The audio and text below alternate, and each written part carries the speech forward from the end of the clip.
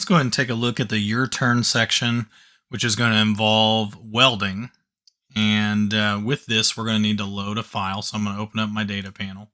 I went ahead and created within our subfolder for 313 Modeling Kinematics. I'm going to go ahead and open up a welding folder that I created. And I need to upload the welding Your Turn file. Go ahead and open that. May take a moment for it to load.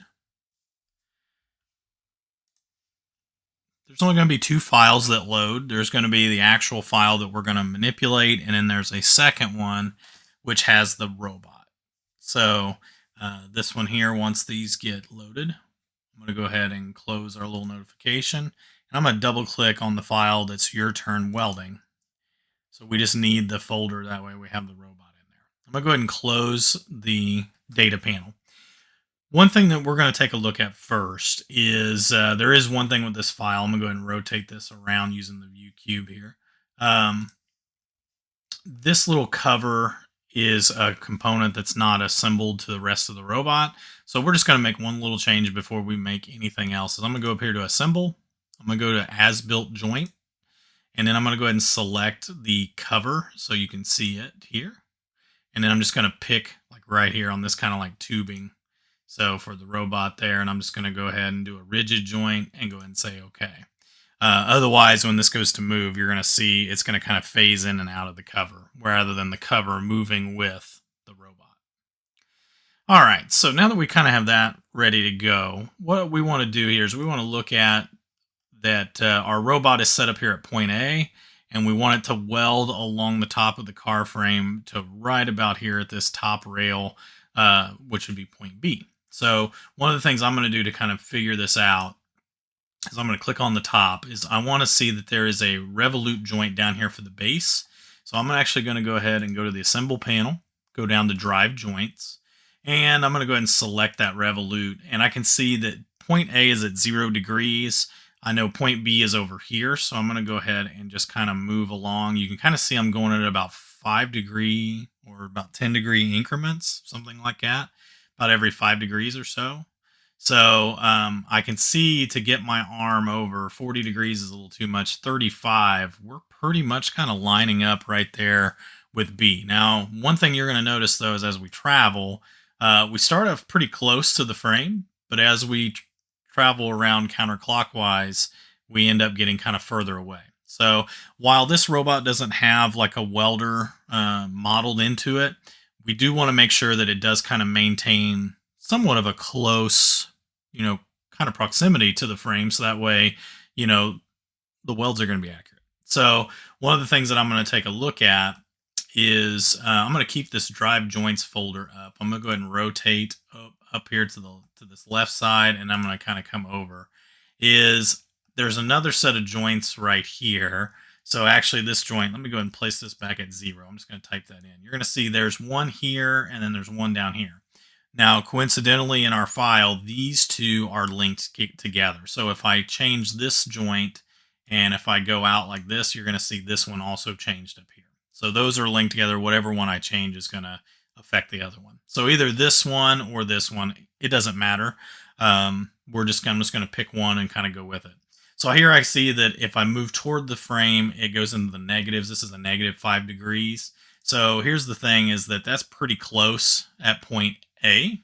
But if I look along and kind of go there, as I get to about about 15 degrees out, or even more so, probably it's still a little close. But as I get out to like 20 degrees, that 5 degree difference is definitely kind of keeping me closer.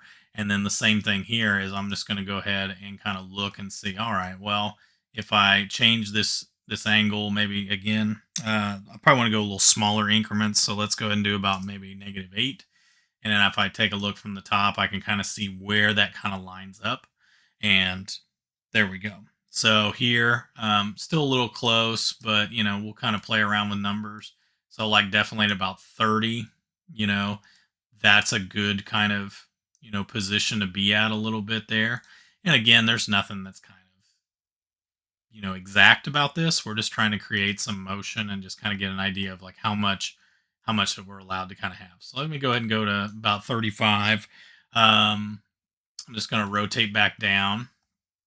Don't mean to make anyone seasick or anything, but this joint here, maybe we'll go about -10, and then even then I can kind of just rotate like this. You can see at point A, I'm phasing into the frame. Don't want that to happen. I'd have a collision. But if I do 35 here with that 10-degree, that's actually looks pretty good.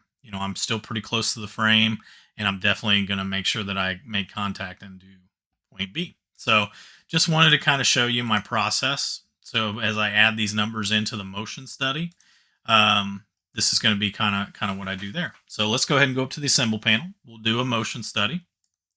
I'm going to go ahead and select this bottom one. So I'm going to add some points. So when I add the point in, I'm going to do 0 degrees starting at step 1. I'm going to add another point. What I'm doing is about 7 points. So I'll probably do 0 degrees, and I'll probably go to about step 10. Excuse me, actually it'll be the angle will be 10 degrees, and that'll be at step 15. My next angle will be 15 degrees, and that'll be at step 30. I'm going to go ahead and do 20 degrees at step 45. 25 degrees, I'm just doing about every 5-degree increments, and then about every 15 steps to kind of give it a little bit of something there. 30 for step 75, and then for 35 degrees, that'll be step 100. So as I kind of look here, if I hit the play button, I can kind of see, let me go ahead and have this where it's going to oscillate back and forth here. I'll go from the top view just to kind of watch this.